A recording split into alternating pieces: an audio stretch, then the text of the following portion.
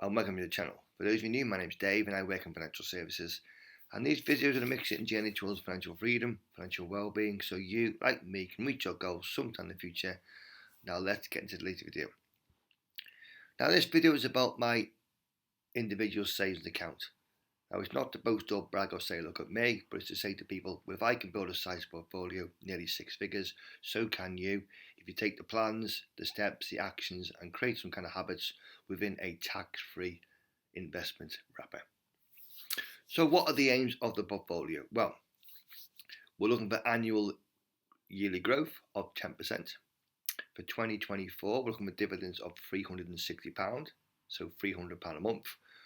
And we're looking for a year-end portfolio valuation of around about £115,000. So how has the portfolio done during January? Well, we started at 89,749. We finished at 89,252. So a loss in the month of £497.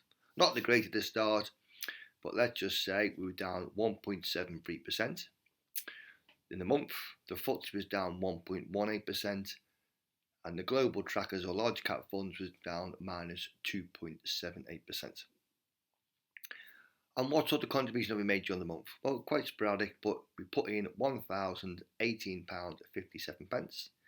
And if we look at the following chart, tax year to date, so April to April, is £7,507. Our platform provider charges monthly fees of £12.69, which is a percentage of the portfolio value, so very, very low fees. And predominantly based, shall we say, within financial services, which we'll go through in a few minutes.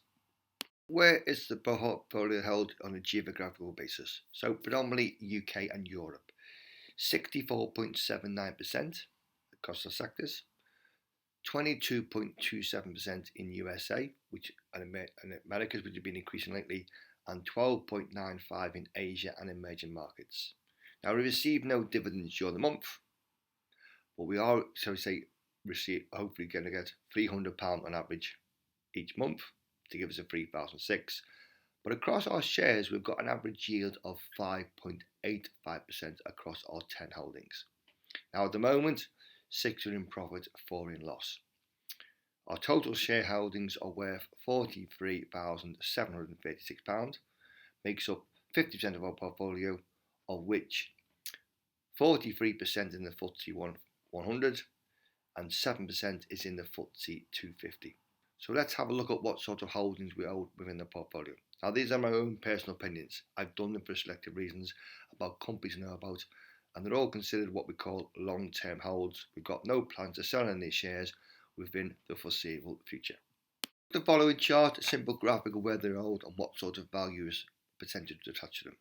So our largest holding is Legal & General Insurance Company, 3,957 shares, just over £10,000, 11.3% of our portfolio. Does what it says the tin, safe, secure, boring, everyone needs insurance, but it's a great player within the pensions and investment world, and it is giving a very nice yield of around about 8%. We can just switch off. Our next holder is Lloyds Banking Group, 19,189 shares, £8,000, 9% of our portfolio. Hopefully during the month of February, banking sector have had really good results, margins have increased, interest rates have gone up, and hopefully more importantly, the dividends will be increased. And then back to the insurance companies, we own Aviva, 1,774 shares, £7,700, 9% of our portfolio. Just like a Legal & General, everyone needs insurance, a great big player within the UK pensions market, which we know about and we work in, and it is giving a very nice yield of around about 7 to 8%. Away from the banking sector insurance company, we own Card Factory, 3,738 shares, has had a good run lately, £3,500, nearly 4% of our portfolio. It is very cash rich. It was under some kind of covenants through the banking restrictions way back 2-3 years ago, thanks to COVID. Dividends have been put on hold till 2025, but it has, shall we say, cash rich, and it is expanding its presence both on high street and both on an online presence. Back across the banking sector, we own HSBC, 495 shares, £3,000, 3.4% of our portfolio. Done away from the UK banking sector, predominantly based in China, has struggled lately, but the share price has done very good.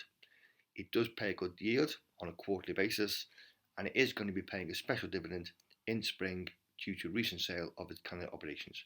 But very nice, shall we say, quarterly dividends being stated. We own Sainsbury's the retailer, 881 shares, £2,400, 2.7% of our portfolio. Very good run in the Christmas, very good results. Is on some kind of restructuring plan, but again, it does pay a dividend, which was increased last December. And then back on the banking sector, we own Barclays, 1,588 shares, £2,400, 2.6%, very cash rich, trading well below its net asset value, which is over £3 a share, and they're currently around about £1.50. But again, just like Lloyd's, hopefully some very good dividends due when the results are out in February. One share we've purchased recently is Phoenix Group, the pension provider. Consolidating the market, it's bought other companies out recently, such as Standard Life. We put 2,000 in, now we have £2,200, 2.4% of our portfolio for 421 shares, but it is giving a very nice yield of between 9 and 10%. We own our platform provider AJ Bell, 629 shares, £2,200, 2.5% of our portfolio. It's what we consider a growth company. Assets have gone up great last few weeks, last few quarters, shall we say. Number of customers and clients have gone up, but more importantly, the dividends been increased. It is very cash rich.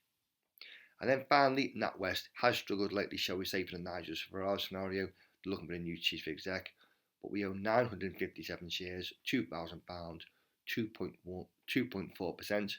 But just like the other shares, hopefully results will come out in February. Very good. Dividends will be increased, and there is the great big master plan from the government to sell the remaining 38% of what it owns during the spring. So let's see what sort of time frame they'll put on that scenario. But the shares, what we know about. As we said, we see no reason why they're selling the shares, and hopefully during February we will have some very good results from the banking sectors. Let's just say Lloyd's, HSBC, Barclays, NatWest, and all the dividends will be increased. Remember, if you like the videos, smash the like button, subscribe to this channel. Now let's see what we hold with regard to our funds. We currently own 8 funds, 3 in profit, 5 in loss. Total fund value of £44,295 makes up 50% of our portfolio. Now, we've added 4 funds recently because we were, shall we say, individually based within the UK across our shares. So we've done it for diversification.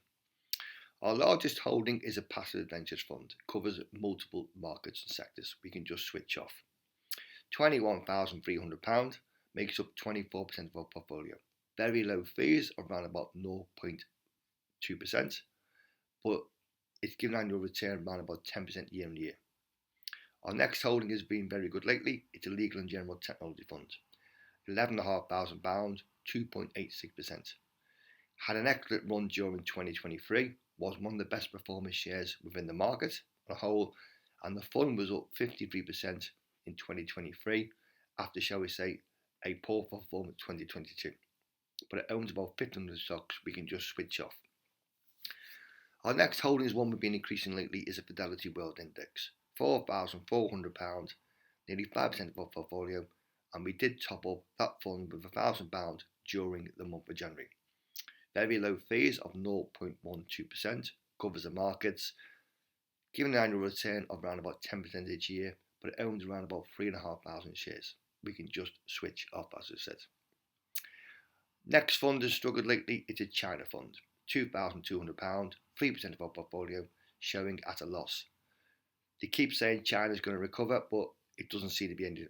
But hopefully it'll be the second largest player. But it has struggled lately after coming out of the COVID crisis. But it's considered a long-term play. But who knows how long it'll take before it's back in profit, shows some kind of recovery. We own a mid-cap fund in the UK, £1,800, 2% of our portfolio. Has struggled lately. Smaller companies and mid-caps. Normally they outperform larger, sectors. But it was done for diversification, and it makes up a small percentage of our portfolio. And then we have 2 emerging market funds, both in loss. They've had a good result lately, 2023, but they've been affected from the previous years.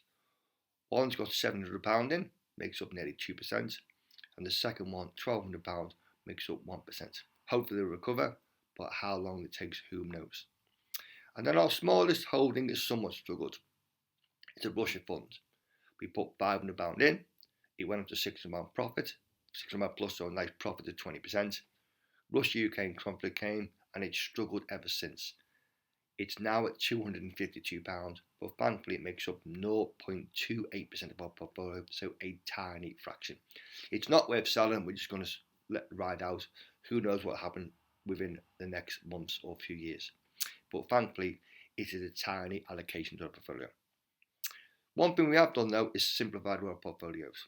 We may add increased new funds later on during the end of the tax year, but we've done it for diversification. Apart from, shall we say, the emerging market funds will come back into some kind of profit, hopefully, we see no reason to sell any of them shares to consider what we call long-term holdings. Okay, most of them, shall we say, passive or world index tracker funds, very low fees, very low charges, but they are given very nice yields or very nice dividends, shall we say, and they are given annual returns around about 10%. Remember, they're my own personal opinions. It just goes to show them, if I can build a portfolio at nearly 6 figures, so can you. You just need to create a plan, take a time frame, and remember, put all your investments within a tax-free wrapper and invest on a regular and consistent basis, and you can meet your aims and objectives just like me. Remember, if you like the videos, smash the like button, and we'll see you again in the next video.